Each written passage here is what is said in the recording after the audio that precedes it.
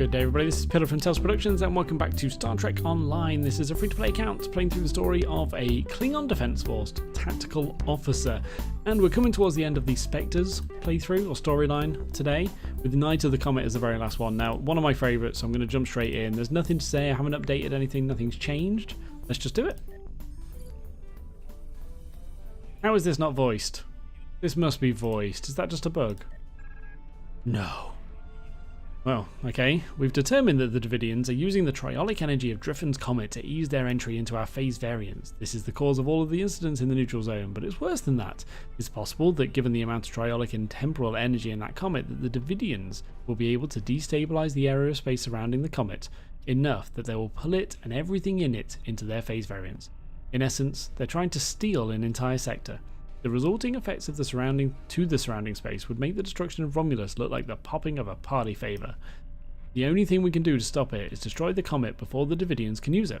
It's not enough to do it in the present, because the Davidians will still have access in the 23rd century, when the comet moves past Drozana Station.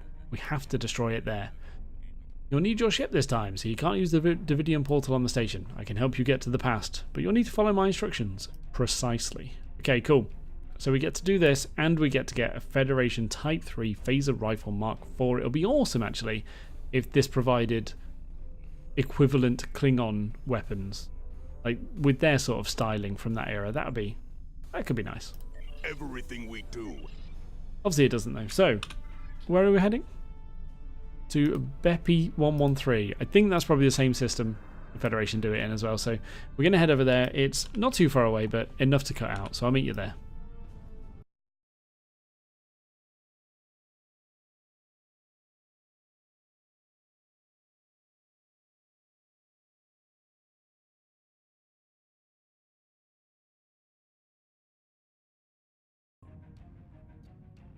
Here we are approaching the Bepi 113 system. So I can make a little jump back in time. This looks like the perfect star for a time jump. I know all about that kind of thing, obviously.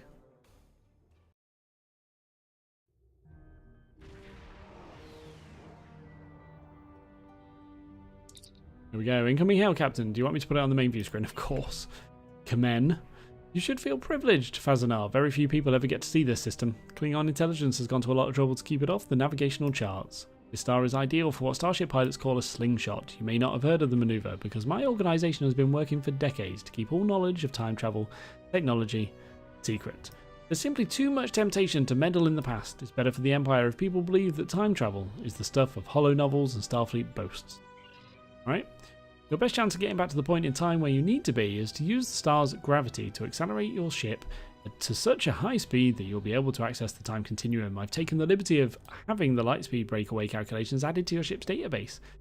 You'll need to hit a series of points as you move around the star. After you make your approach, you should see a navigational beacon. Aim for it, and you will have the correct trajectory for the slingshot.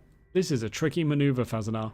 If you don't hit each point in the correct order and time, it won't work. I hope your helm officer is up to the task. Oh, Lord. One more thing before you start. I also added a hollow emitter to your vessel. You will appear to be a D7 loyal to the House of Duras, with all of the appropriate access codes for the time period. I would have acquired an actual D7 for you, but you will need your ship's modern firepower and shields to complete your mission. Don't alter the timeline any more than you have to. Destroy the comet and stop the Davidians, but other than that, try to stay out of trouble. I'm risking a great deal allowing you to undertake this mission without Klingon intelligence operatives on your bridge. Do not abuse my trust. Good luck and good hunting. Every time. He's so beautiful. We're ready to engage the hollow emitter and start our run around the star on your command. Go. Oh, what a great looking ship. Can you get those actually as the Klingons?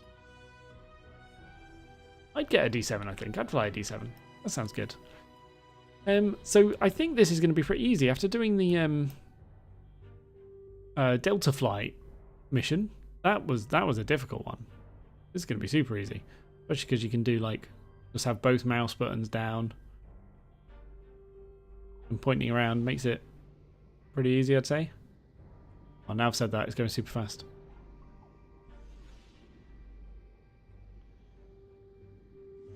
Woohoo! Yeah, nice and easy. Delta Flight 1 was better. I guess they've got to introduce you to this kind of thing.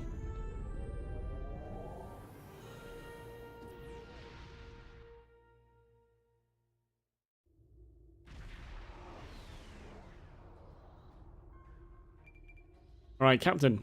Based on the decay of elements in this system, we have arrived approximately 150 years in the past. Incoming hail is from a Federation starship, its Constitution class. It's identifying itself as the USS Reuben James. Attention, unidentified ship. I am Commodore Jacob Ross in command of the USS Reuben James. We have been searching for a Klingon vessel reported to have attacked a colony in the Gliese system. You fit the description of the ship we are looking for. Cool. Unless you can prove you are not, we will take immediate action. Oh, Captain, the Reuben James has closed the channel and weapons are charging. I would rather destroy this troublesome human and his ship, but Comet warned us not to damage the timeline. However, he cannot be allowed to stop us from completing our mission. Of course not. Kill him. Screw him.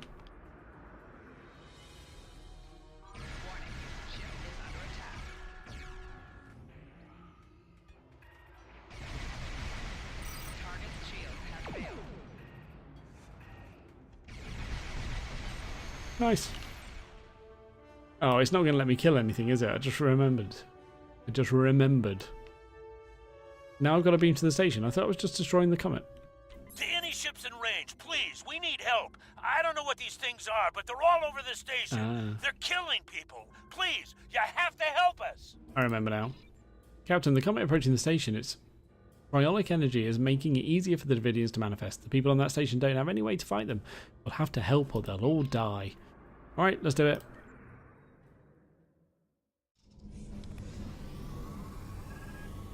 Nice light show. Captain, I'm reading multiple Davidian life signs. We will need to work quickly to clear the station of their presence. Let's do it. Wait, are there some in here I need to get then? It's got an objective marker in here. Oh man, I completely messed that up and still managed it, so that's strange. Fingers just didn't seem to work for a minute. There we go. Enemy targets on sensor. Hello? In this mode, sometimes pressing the button doesn't register.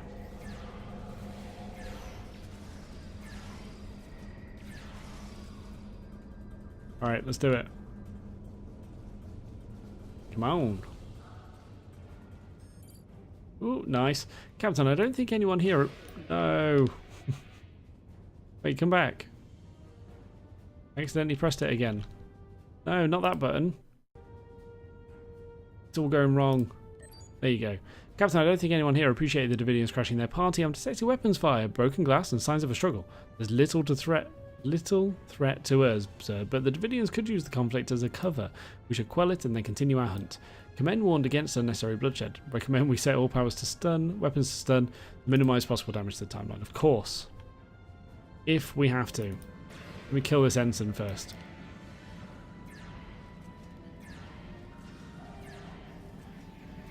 Actually, I should probably take out the Davidians first. That makes more sense. Wow. Nice.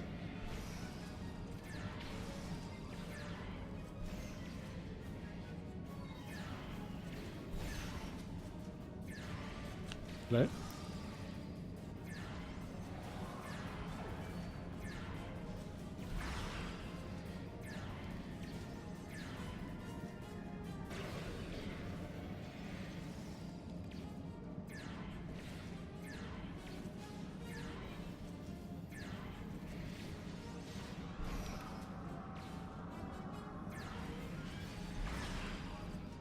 I used my racial attack there. I can't even remember what it's called. Is it Restrain?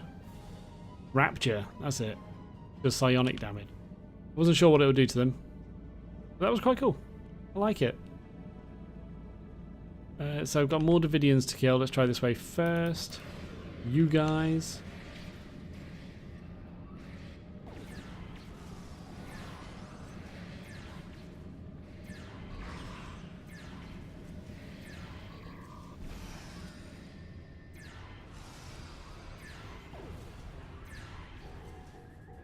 Nice.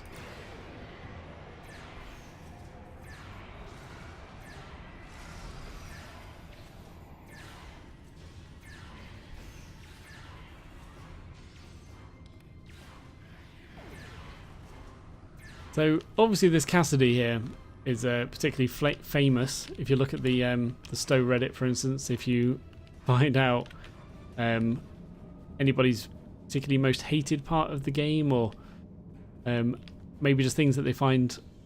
I think actually the way it was phrased was when somebody said, if you were starting this game again, if you went back in time, spoke to yourself before you started this game, what would you tell yourself? And the main thing that was commented on was the solution to this puzzle. I think people didn't like it, and therefore do not like Cassidy for some reason. I don't mind it, at least it's easy.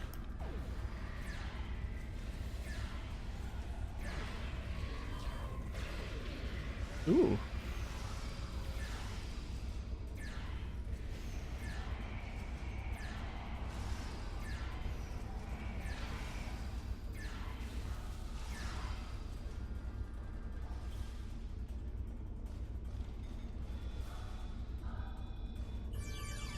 Well, that was a bit laggy.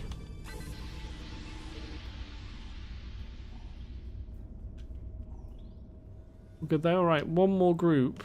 Where is this one more group? Oh, they're back in there. Isn't that where I came from?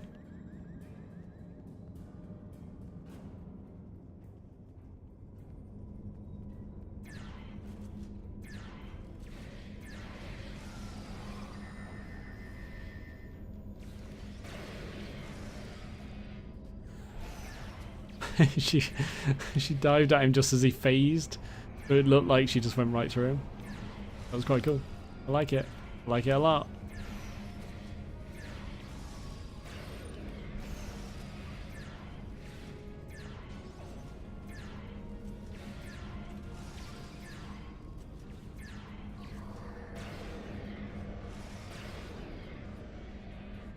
Nice. Is that it? That is it. Good. Let's go. Attempt to stop us. We hunger. We must feed. Leave immediately, or I will amplify the time distortion and destroy this station. You will not survive. I think I will. Those things are holed up in the lounge, and they've got some of my customers in there with them. The door is barricaded, but a few hits with a phaser should take care of that. Get my people out of there! Alright. Let's do it. That's in here, obviously. I tried to go in here before, remembering that there was a fight in there, but I forgot it was the final one. So, here we go. Hello? Oh, this is the one where I've got to destroy the door, obviously, I remember. There we go. Hello.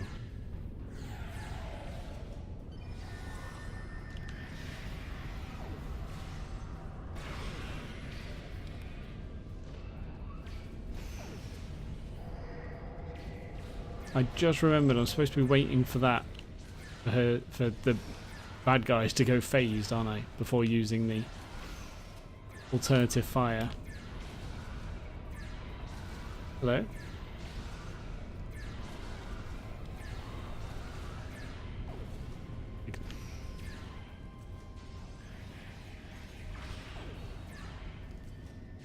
Like that?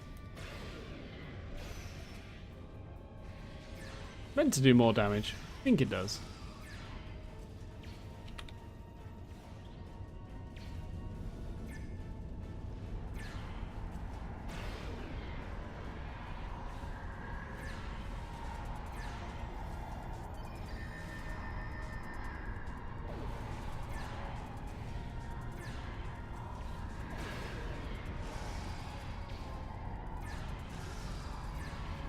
Okay, so that one's done, I think. Just this one left?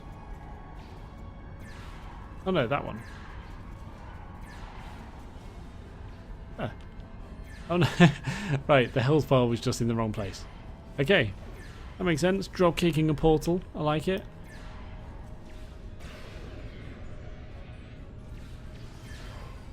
There we go. That's Commander Scott. He's a legend who needs to survive into the 24th century. Maybe we can give him a tip? Hello.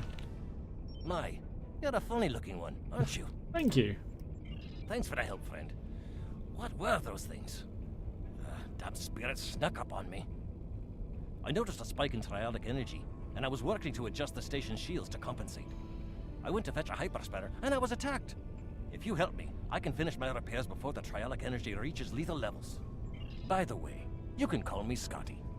I will, thank you. Okay. So, hint to Scotty about surviving in a pattern buffer. When does he do that? That's a reference to the Next Generation episode, isn't it? He puts himself in a pattern buffer on a shuttle when they find a Dyson sphere. Is that right? I think that's right. Something like that. They find his ship and he's stored in a pattern buffer. That's cool. I'm going to be the one that causes that. Wow. This game likes to give me credit for a lot of stuff.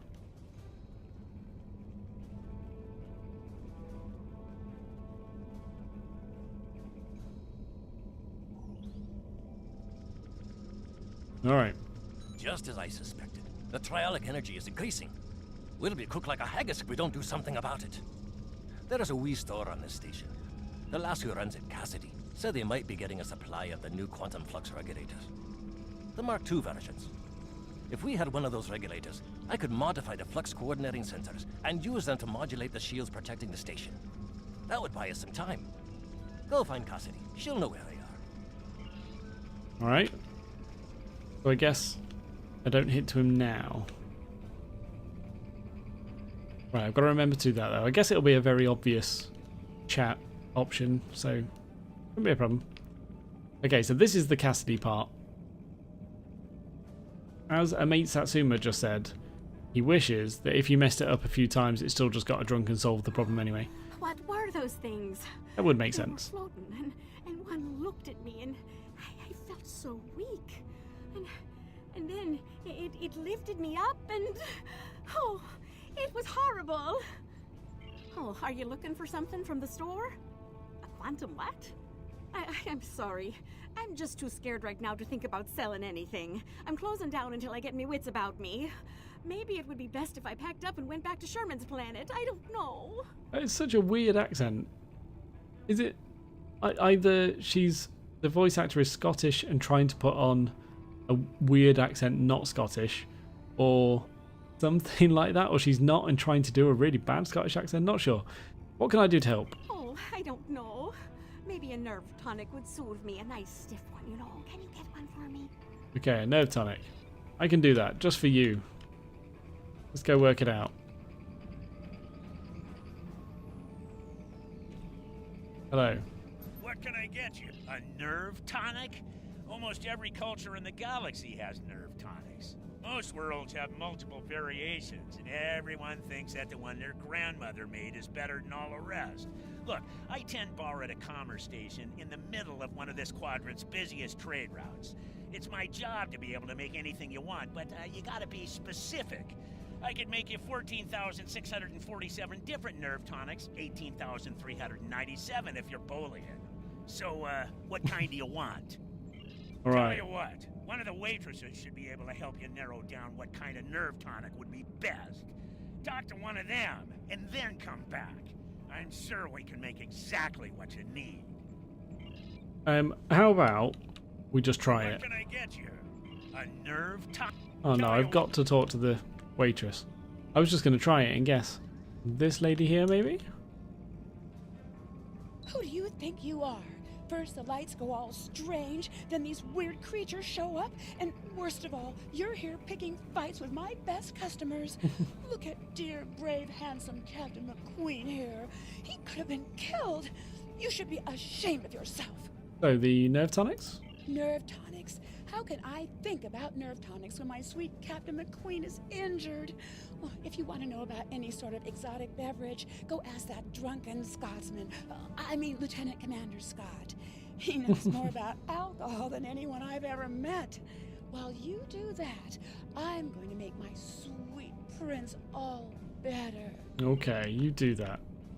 So, I don't know why the bartender didn't just send you to Commander Scott. It's a bit strange that you had to go through the weird waitress's conversation as well. But okay. Hello.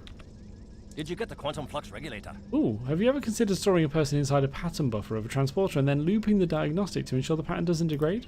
Why would you ever want to do something like that? That sounds terrible.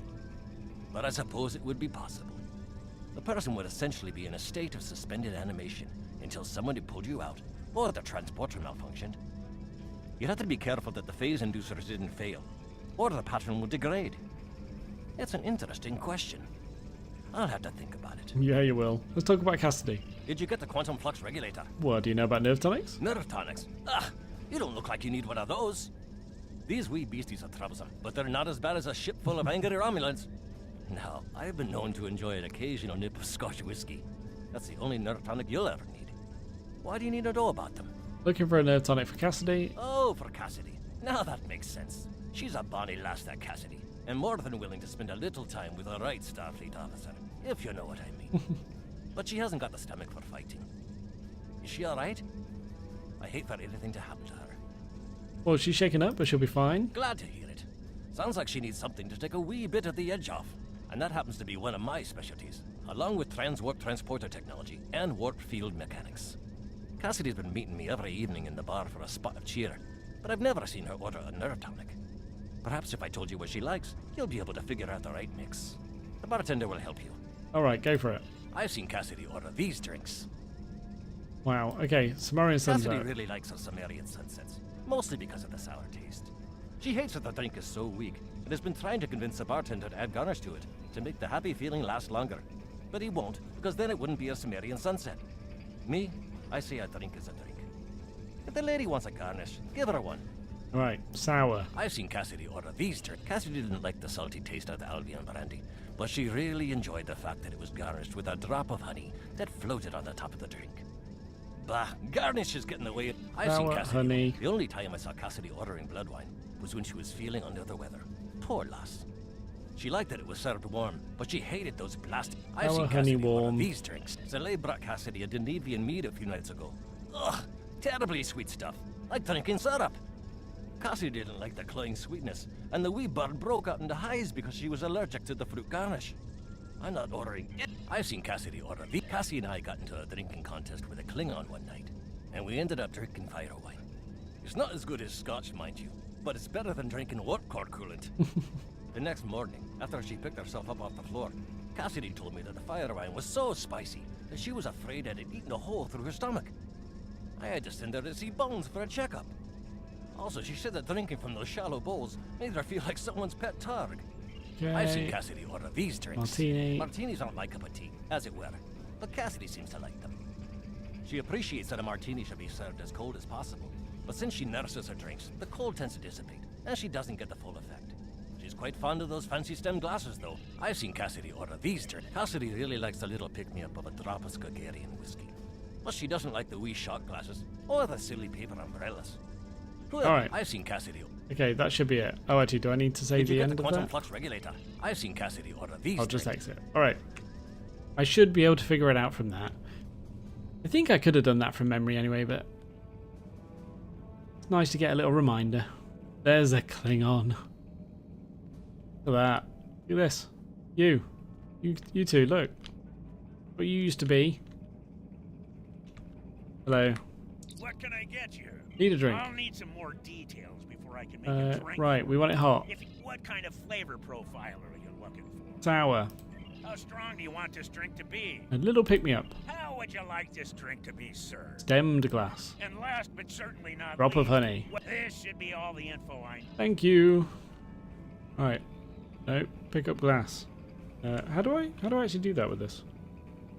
What can I get I you? get the option to talk to the bartender, but how do I pick up the glass? I mean, I know I can do it by coming off that and just clicking on it, but there must be a way of doing it in that view. Alright, there we go. Picked up the glass.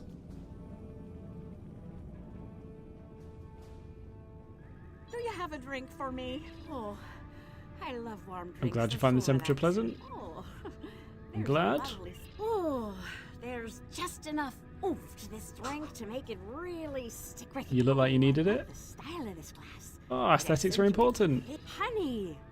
No, not you. The drink. I'm glad. Ah, that is marvelous.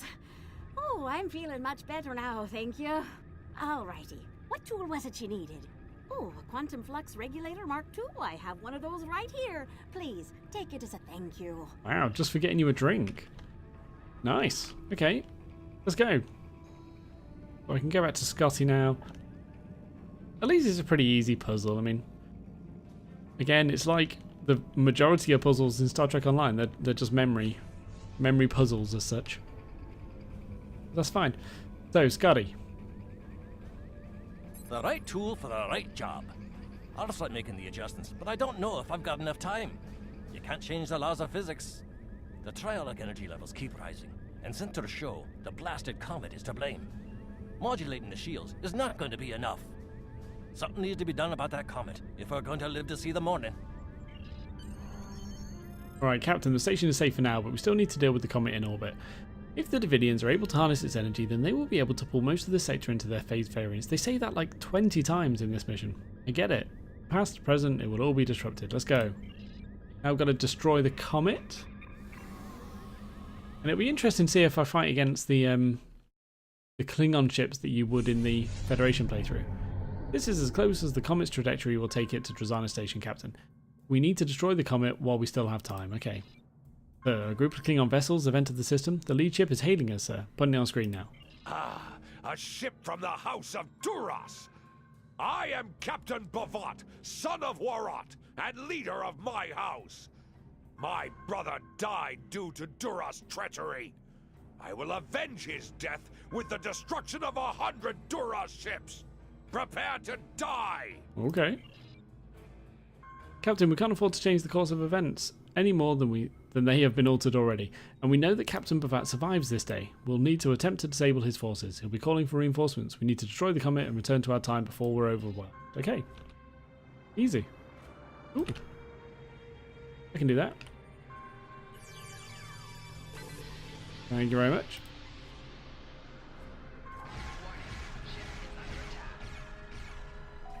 Target's shields have failed.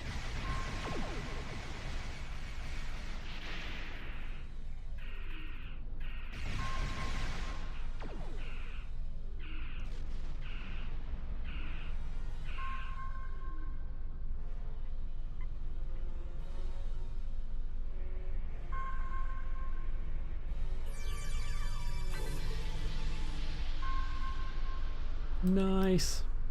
Okay, so those two ships died super quick. And I think I remember that happening in the Starfleet version as well. I think maybe these just aren't tuned for the point at which you get them in the storyline. I could have sped this up really. Why am I going so super slow?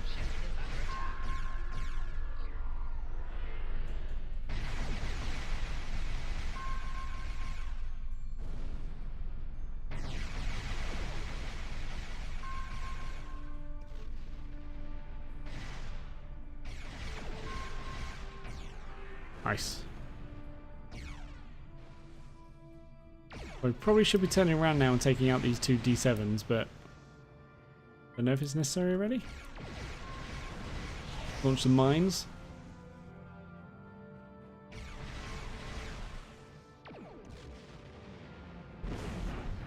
Nice. Right, keep using mines. That's a good idea. Alright, we'll take these guys out. Target's shields have failed.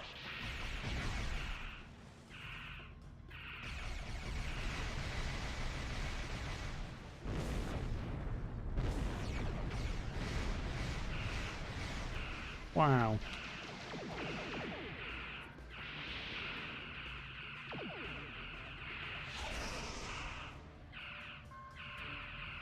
How's that? Oh, it's because he's so far above. Target's shields have failed.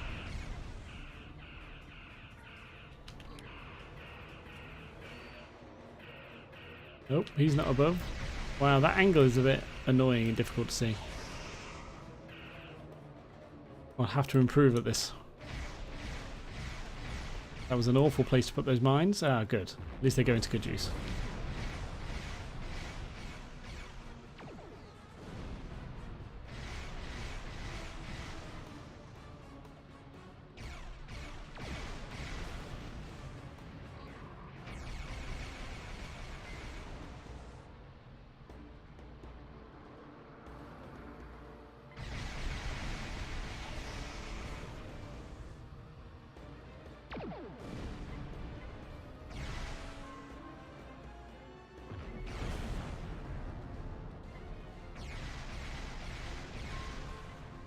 This is where a turret would have come in handy.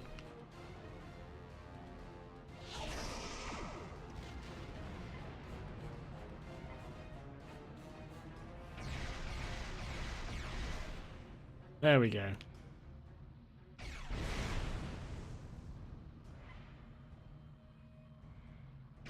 Right, so Bavat is going into ramming speed. It's taking a lot of damage. We can't risk firing on it without further damage, or without destroying him and therefore ruining the timeline. Core shields failing.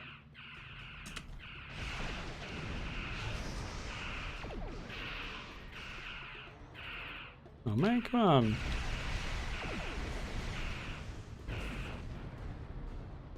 So, not sure what it wants me to do. Oh, there was a Comet shard still. Oh, I've destroyed them all. Run away. Okay, so there must be... Oh, hello.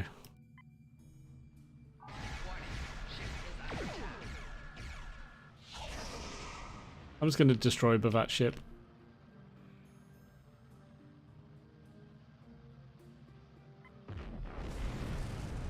Easy. There we go. So the whole Bavat thing's a bit strange because I think, I'm just going on memory here, but Bavat was the main bad guy from the sort of Klingon War, the end of the Klingon War, not just the Spectre storyline, but Bavat was a massive part of the Federation storyline. He's not anything to do with the Klingons, so it's interesting that that still stays the same in here and they don't just put another protagonist in place. Yeah, that did it, Captain. The remaining comet debris is too small to be a threat. Now we just need to find a way to... Ooh, one moment, sir. I'm detecting a temporal anomaly forming inside the Pliki. If you are receiving this message, then you and your crew have completed your mission. Driffin's comet is destroyed, and the Davidians are no longer a threat to the Empire. I thank you for your service to Klingon intelligence. And, because I will never leave one of my people behind, I have found a way to assist you in return. When you last docked at Ganalda Station, I had some modifications made to your vessel. One of those is the addition of a Borg temporal node salvaged from a cube in the Batron cluster. It's set to return you to our time. Congratulations on a job well done. Wow. You trusted me with a Borg temporal thingy. Interesting that I had to use the slingshot thing to get back here. But hey, it doesn't matter. Doesn't matter. Alright, let's hand that in. Kopla! Driffin's comet is a memory. I'm sure a Federation scientist will do some meaningless study into its disappearance in the 23rd century. But, like so many of the minutiae those explorers are so fascinated with, it will be of no consequence. What matters is that you acted to protect your empire. You did a warrior's duty. There is no greater reward than that. It would be best for the Empire to keep the details of what transpired here secret. Time travel is so troublesome. But while the lore singers will never tell the tale of your ship and the comet, know that those in power recognize and appreciate your achievements. Go with honor, my friend. I will call on you again in the future, should the need arise. Awesome, that's quite good. Quite good. So, I guess I just go for the Klingon Disruptor. So, it would be nice if there was more option there, but yeah, let's just go for the Klingon one. Everything congratulations is for the Commander. I will take it. Okay, so I'm going to equip that now. Yeah. I'm going to keep hold of that as I did last time. I never used it, I think, but that's fine. And that's about it then. So we'll stick with that. I'm sure I'll change around some shields and stuff on my bridge officers in a bit. But for now, that will do. So that was Night of the Comet, and therefore the end of the Spectres storyline. Very much the same as it is in the Federation side. Now, it's totally up to you guys whether you think of that as lazy, that it isn't changed as much as you probably want it to be. Oh, well, so I'll say that it isn't changed as much as I'd want it to be a new sort of gameplay experience. And to really make sense, like I say, Bavat coming up in the Klingon one, it is written into the story that it makes sense, obviously, because you're in a Jurash ship and Bavat's the bad guy that comes in and says that you're house has betrayed his and that kind of stuff. So I guess it makes sense. But Bavat is a nobody to me, because in the Klingon story he's just not mentioned at all, whereas in the Federation story he comes up all the time. So people, as soon as he shows his face again there, people are like, wow, that's him. So it's a big deal. But for us in the KDF, it's not. So again, that seems a bit strange. Everything old is new. There were a few dialogue changes, but I could have done with more. So just some differences. It seems a little bit lazy, like the KDF. Well, I know this has been said quite a lot, but I'm kind of seeing how people can see the KDF as sort of a forgotten child of the developers here. But yeah, I still enjoyed it. I still enjoyed it. Those two are probably two of my favourite episodes in the game. Really like those.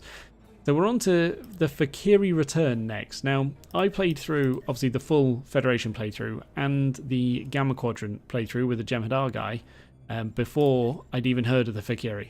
So I probably should have done this first, but I'm looking forward to learning a bit more about them.